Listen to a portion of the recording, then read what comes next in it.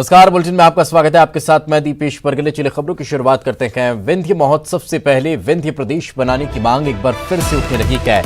BJP विधायक नारायण त्रिपाठी ने ये मांग उठाई है। बजट सत्र में प्रस्ताव लाने की सीएम कमलनाथ से मांग की है और केंद्र को प्रस्ताव भेजने को कहा है।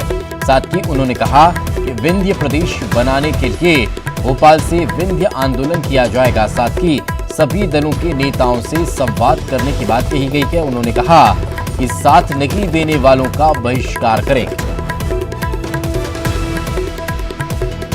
तो एक बार फिर विंध्य पृथक प्रदेश बनाने की मांग मध्य प्रदेश में जोर पकड़ती जा रही है और अब इस पूरे मामले को लेकर विधायक नारायण त्रिपाठी ने बयान दिया है। उन्होंने कहा है कि जो आंदोलन में या विंध्य बनाने की मांग में साथ नहीं देगा उसका भी बहिष्कार किया जाएगा।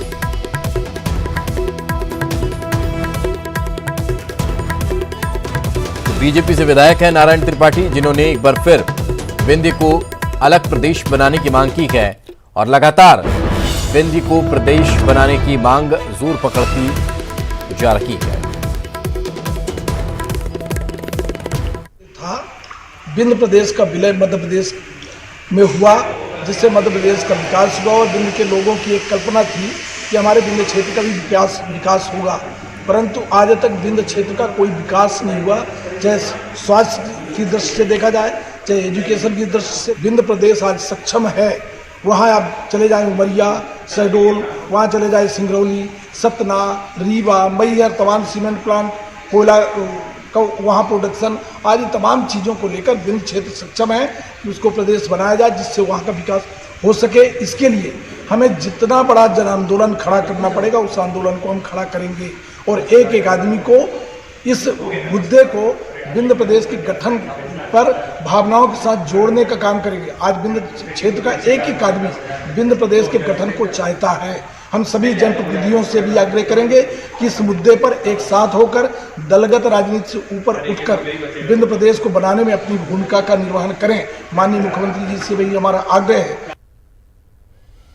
तो सुना आपने कि नारायण त्रिपाठी आखिर क्या कहते नजर आ रहे हैं।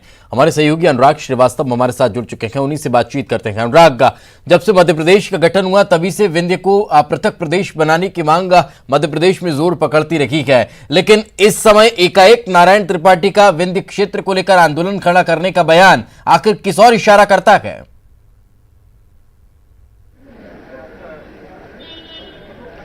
देखिए, सबसे बड़ी बात यह है कि विंध्य को अलग राज्य बनाए जाने की मांग काफी लंबे समय से उठ रही है, लेकिन अब जबकि बीजेपी विधायक नारायण त्रिपाठी ने इस मुद्दे को गर्म किया है तो इसके पीछे साफ तौर पर मंशा इसी बात को लेकर है कि विंध्य के एक बड़े नेता के रूप में नारायण त्रिपाठी अपने आप को स्थापित करना चाहते हैं, क्योंकि वो इससे पहले कांग्रेस के पाले से विधायक रह चुके हैं, समाजवादी पार्टी में वो नेता रह चुके हैं, वहां उस पार्टी से विधायक रह चुके हैं और अब बीजेपी के तरफ से वो विधायक हैं। तो अलग अलग पार्टियों से वो विधायक जरूर चुने जाते रहे, लेकिन विंध्य क्षेत्र में अपनी एक अलग पहचान बनाने की कोशिश में वो जुटे। इससे पहले अर्जुन सिंह का नाम किसी समय विंध्य में एक बड़े नेता के तौर पर किया जाता था। उसके बाद श्रीनिवास तिवारी को सफेद शेर के नाम से विंध्य के सफेद शेर के नाम से जाना जाता था और अब यदि हम बात करें तो अजय सिंह की पकड़ विंध्य इलाके में सबसे मजबूत थी। लेकिन इस बार पहले विधानसभा का चुनाव और उसके बाद लोकसभा का चुनाव अजय सिंह हार गए और अब विंध्य में एक बड़े नेता के रूप में पहचान बनाने की कोशिश में नारायण त्रिपाठी जुटे और यही कारण है कि विंध्य को अलग राज्य बनाए जाने की उन्होंने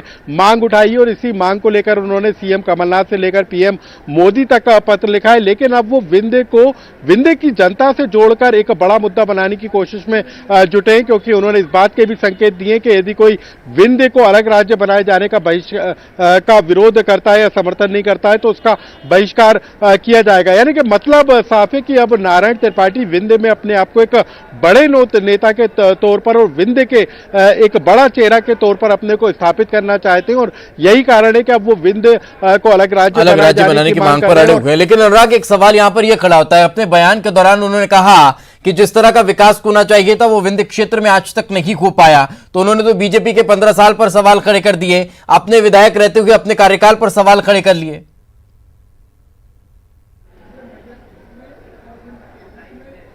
बिल्कुल देखिए, साफ तौर पर 15 साल तक बीजेपी का शासन रहा और यदि विंध्य के इलाके सिंगरौली को छोड़ दिया जाए तो सीधी, रीवा, सतना और जितने तमाम इलाके हैं वो वहां पर अभी भी पिछड़ापन जग जाहिर है। और यही कारण है कि जिस तरीके से छोटे छोटे इलाकों को छोटे राज्यों में बदला जा रहा है, उसी तरीके से जो नारायण त्रिपाठी है वो भी यही चाहते हैं कि एक अलग राज्य बने ताकि वहां के विंध्य के इलाकों का विकास हो सके। और खुद नारायण त्रिपाठी हमारे साथ मौजूद है, हम उन्हीं से जानेंगे। सर, ये अचानक से इस मांग को हवा देने की जरूरत क्या पड़ गई, क्योंकि काफी लंबे समय से मुद्दा चला आ रहा है, लेकिन अब अचानक क्यों? ये अचानक क्या कहलाता है? जब कोई बात रख दी जाए तब से शुरुआत होती, कोई आज थोड़ी रखी गई। ये जब जब बिंद का कार्यक्रम हुआ तब तब हम लोग ये बात कुल्लाए। 2 साल पहले जब हुआ बाबा भीमराव अंबेडकर पार्क में, तब भी ये मुद्दा आया था। इसके बाद पिछले साल चुनाव के कारण नहीं आ पाया। जब आप बीजेपी से विधायक हैं, आप अलग राज्य बनाए जाने की मांग कर रहे हैं विंध्य इलाके को, और बीजेपी के कितने नेता इसमें शामिल हैं? बिंद का एक एक आदमी शामिल है। नेता बिंद क्षेत्र की जनता बनाती है, तो जब बिंद क्षेत्र की जनता बनाती है और बिंद क्षेत्र का एक एक आदमी अपने क्षेत्र का विकास चाहता है, तो जब क्षेत्र की जनता चाहेगी तो उसको इन मुद्दों से जुड़ना पड़ेगा। जो इन मुद्दों से नहीं जुड़ेगा वो भोगेगा। सब लोग इस मुद्दे के साथ में हैं। जो आपको नहीं दिख रहा, जो आपका सवाल है, सम्माननीय राजेंद्र शुक्ला जी की बेटी की शादी है आज, वो अपनी बेटी की शादी में वहां बैठे हैं। बिक्की जो हर सिंह जी के बेटे हैं, रामपुर विधायक, उनके पिताजी की तबीयत खराब, इसलिए वो नहीं आ पाए। कमलेश्वर जी आ रहे हैं, तमाम विश्वास सारंग जी आ रहे हैं। ये दल से अलग हटकर काम है। ये बिंद का, लेकिन यहाँ जो होर्डिंग लगे हुए हैं वो तो साफ संकेत दे रहे हैं। होर्डिंग लगाना मेरा काम नहीं है। जो होर्डिंग लगाए, कौन लगाए, कैसे लगाए, जो फोटो के चक्कर में ना जाओ। आपको किस माध्यम से क्या लाना चाहते मैं नहीं जानता, पर यह बिंद क्षेत्र का कार्यक्रम है। बिंद के विकास का मामला है।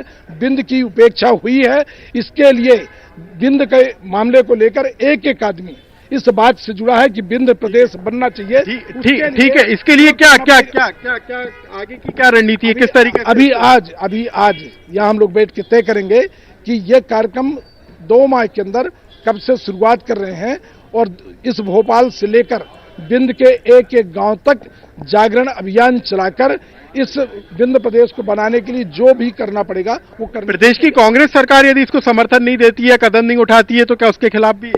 जब बता रहा हूं कि इसके लिए जो जो करना पड़ेगा सब कुछ किया जाएगा, इसलिए कि ये बिंद का मामला है, बिंद के विकास का मामला है। तो बिंद के विकास के लिए जो जो हमें करना पड़ेगा सब कुछ करने के लिए हम तैयार हैं।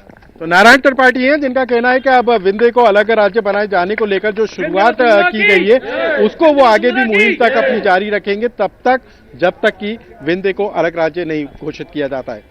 बिल्कुल, लेकिन अनुराग, एक सवाल यहां पर यह खड़ा होता है कि अगर श्रीनिवास तिवारी का जब भी जिक्र आता है तो वो यही जिक्र आता है कि उन्होंने तो विधानसभा तक में इस मुद्दे को ले आए थे, तो क्या ये माना जाए कि अब शायद कांग्रेस सरकार के, और अगर वो विंध्य क्षेत्र के बारे में कुछ सोचती है तो नारायण त्रिपाठी अपना एक आंदोलन खड़ा करके उसका श्रेय लेने की कोशिश में?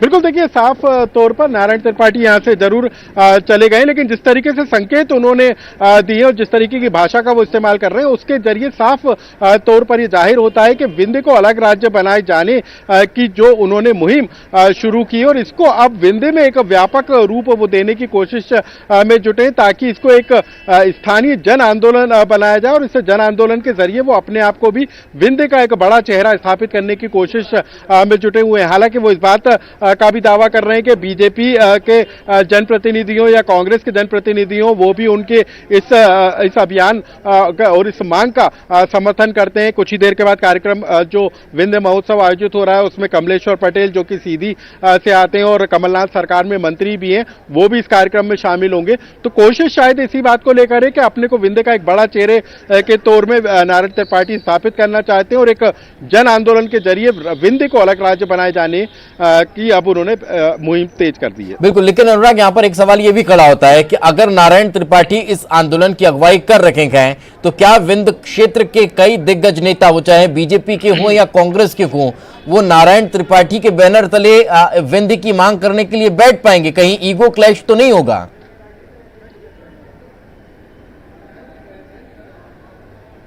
देखिए, यही सवाल अभी हमने उनसे किया था, तो उन्होंने कहा था कि अपनी मजबूरियों के कारण बीजेपी और कांग्रेस के तमाम जो नेता हैं जो कि विंध्य इलाके से चुनकर आते हैं, वो इस कार्यक्रम में जो कि भोपाल में हो रहा है विंध्य महोत्सव, उसमें शामिल नहीं हो सके। लेकिन उनका समर्थन इस आंदोलन और अभियान को जरूर है, और यदि कोई नेता इस अभियान का विरोध करता है तो उसका बहिष्कार जो है विंध्य इलाके में किया बिल्कुल किया जाएगा। अनुराग, साथ में रखें, हमारे साथ कांग्रेस प्रवक्ता भूपेंद्र गुप्ता जी जुड़ चुके हैं। भूपेंद्र जी, बहुत बहुत स्वागत आपका। नारायण त्रिपाठी ने एक बार फिर से विंध्य को पृथक प्रदेश बनाने की मांग की है। बीजेपी विधायक हैं, बीजेपी की प्रतिक्रिया लेने की कोशिश जरूर हमने की, हालांकि अभी किसी ने इस पूरे मामले को लेकर कुछ भी कहने से इनकार किया। हालांकि नारायण त्रिपाठी ने कहा है कि मैं तो आंदोलन कर रहा हूं और विंध्य क्षेत्र के जो भी नेता इस आंदोलन से नहीं जुड़ेंगे या जो भी इसका बहिष्कार करेंगे उनका मैं विरोध करूंगा। कैसे देखते हैं इस मांग को? एक पॉलिटिकल मांग है ये, और उनकी पार्टी में 5 साल विधायक रहे हैं, उनकी सरकार थी यहाँ, पिछली सरकार उन्हीं की थी, तब उन्हें ये मांग करनी चाहिए थी और इसके लिए प्रस्ताव करवाने चाहिए थे और भारतीय जनता पार्टी को अपना रुख इस पर स्पष्ट करना चाहिए। लेकिन कांग्रेस क्या सोचती है विंध्य को लेकर? नहीं, कांग्रेस तो जो है एक समूचे मध्य प्रदेश को लेकर साथ चल रही है और मध्य प्रदेश के विकास की चर्चा कर रही है, और जो क्षेत्रीय विकास की जो संभावनाएं हैं उनका जो विकास है वो एक इंटीग्रेटेड मध्य प्रदेश के माध्यम से ही हो सकता है। कहीं ऐसा तो नहीं कि कांग्रेस के वयोवृद्ध नेता, अब दिवंगत नेता श्रीनिवास तिवारी की जो मांग थी वो हालांकि अभी तक पूरी नहीं हो पाई, अब भविष्य में अगर कांग्रेस उसके बारे में सोच रही हो तो नारायण त्रिपाठी उस मांग में अपना साथ दे रहे हो? नहीं, मुझे ऐसा स्मरण नहीं है कि श्रीनिवास तिवारी जी ने पृथक विंध्य की मांग की थी। अगर मेरी जानकारी में नहीं, उन्होंने तो विधानसभा तक में इस मुद्दे को उठाया था। देखिए, विधानसभा में तो समय समय पे बहुत सारी बातें हुई हैं, उनके प्रस्ताव होते हैं बाकायदा। रीऑर्गेनाइजेशन जो कमीशन है उसमें बातें जाती हैं, स्टेट रीऑर्गेनाइजेशन कमीशन में।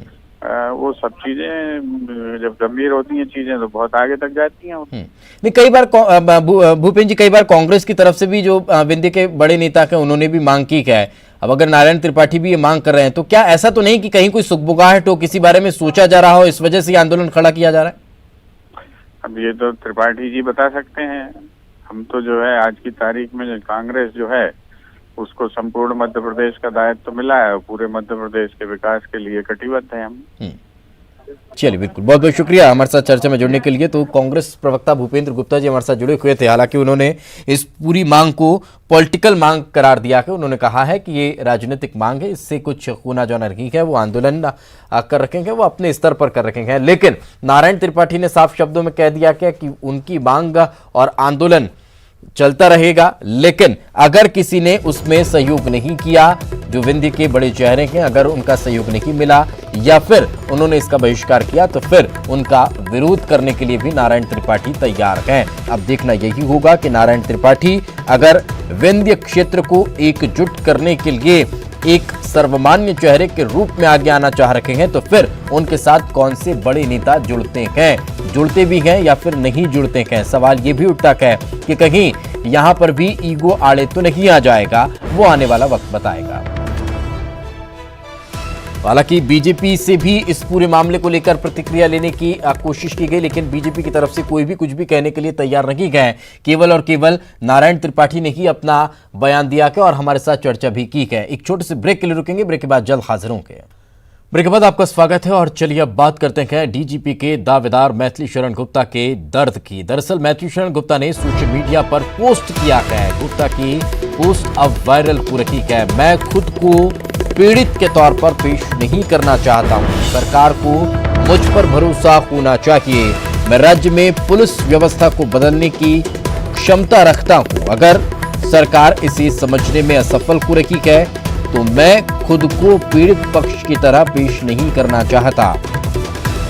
मुझे लगता है मैं राज्य की गरीब जनता की तकदीर बदलने के लिए काम करूंगा। पुलिस रिफॉर्म्स के स्पेशल डीजी है गुप्ता। यूपीएससी से आए 3 नामों के पैनल में गुप्ता का नाम शामिल था। 1984 बैच के आईपीएस के मैथिली शरण गुप्ता सरकार ने 3 नामों के पैनल को खारिज कर दिया। अब इनका दर्द चलक उठा है। और ज्यादा जानकारी के साथ हमारे सहयोगी मनोज हमारे साथ जुड़ चुके हैं। मनोज, आखिर इसे क्या समझा जाए?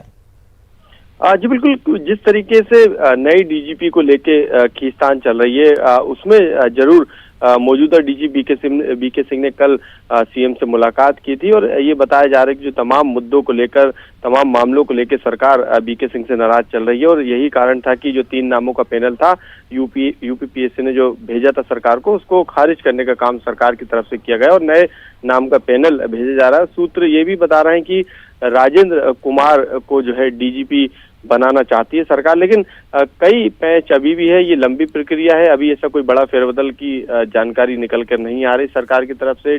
बीके सिंह ही डीजीपी अभी बने रहेंगे, ये साफ है। लेकिन क्योंकि 3 नामों का जो पैनल आया था उसमें एक नाम मैथिली शरण गुप्त का था, लेकिन सरकार उन्हें डीजीपी नहीं बनाना चाहती है, ये बात भी निकल के सामने आई थी। ऐसे में बीके सिंह के बाद जो है कोई दूसरा नाम अभी तक नहीं है, लेकिन राजेंद्र कुमार के नाम आने के बाद मैथिली शरण गुप्त ने अब जो है अपनी दावेदारी को लेके, अपने नाम को लेके, क्योंकि पैनल में उनका नाम भी शामिल है, बीके सिंह, विवेक जोहरी हालांकि केंद्रीय प्रतिनियुक्ति पर है, वो मध्य प्रदेश नहीं लौटना चाहते। और तीसरा नाम मैथिली शरण गुप्त का था, लेकिन बीके सिंह सीनियर है और काफी लंबा उनके पास अनुभव है, ऐसे में वही डीजीपी बने रहेंगे, ये संकेत मिले हैं। लेकिन इस बीच मैथिली शरण गुप्त ने सोशल मीडिया पर एक पोस्ट डाली, हालांकि ये व्हाट्सएप के जरिए उन्होंने तमाम पत्रकारों और दूसरे लोगों को ये पोस्ट भेजी। इस तरीके की जानकारी निकल के सामने आई और एक तरीके से वो अपनी दावेदारी को पुख्ता करने की कोशिश कर रहे हैं और सरकार से ये कह रहे हैं, सीधे तौर पे तो नहीं कह रहे, इस पोस्ट के जरूर ये कहना चाहते हैं कि उनके नाम को भी ध्यान में रखा जाए, उनमें वो क्षमता है, वो उनके अंदर काबिलियत है और वो इस काम के लिए खरे उतरेंगे। इस तरीके का जिक्र उन्होंने अपनी पोस्ट के जरिए किया। अब इस पोस्ट को कितना तवज्जो सरकार देती है ये देखने वाली बात होगी। हालांकि अब ये एक लंबी प्रक्रिया है। अब जो 3 नामों का पैनल खारिज किया था सरकार ने, अब गृह विभाग की तरफ से वो देखने वाली बात होगी आखिर इस पर क्या फैसला लिया जाता है। लेकिन कहीं ना कहीं कहा जा सकता है कि पहले उनका नाम होना, फिर उस पैनल को खारिज कर दिया जाना कुछ स्क्रिप्टेड सा रखता दिखाई देता है। धार मॉब लिंचिंग मामले में पुलिस ने 5 और आरोपियों को चिन्हांकित कर लिया है। पुलिस ने वीडियो फुटेज के आधार पर 5 और आरोपियों को चिन्हित कर उनकी गिरफ्तारी की कवायद शुरू कर दी है। अब कुल 35 आरोपी चिन्हित हो गए हैं। आपको ये भी बता दें कि अब तक इस मामले में 8 आरोपियों की गिरफ्तारी हो चुकी है।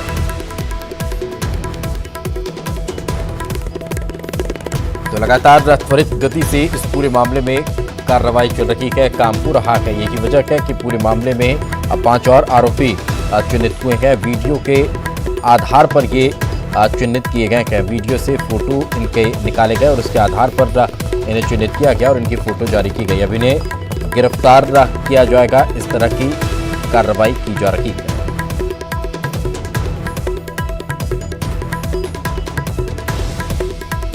गिरफ्तारी का मामला अब तेज होता जा रहा है। कब तक गिरफ्तार किया जाता है, इसको लेकर तैयारी तेज हो गई है, क्योंकि लगातार छानबीन की जा रही है। इन्हें तलाशने का प्रयास चल रहा है। और इसी के साथ इस बुलेटिन में फिलहाल इतना ही। खबरें लगातार जारी हैं।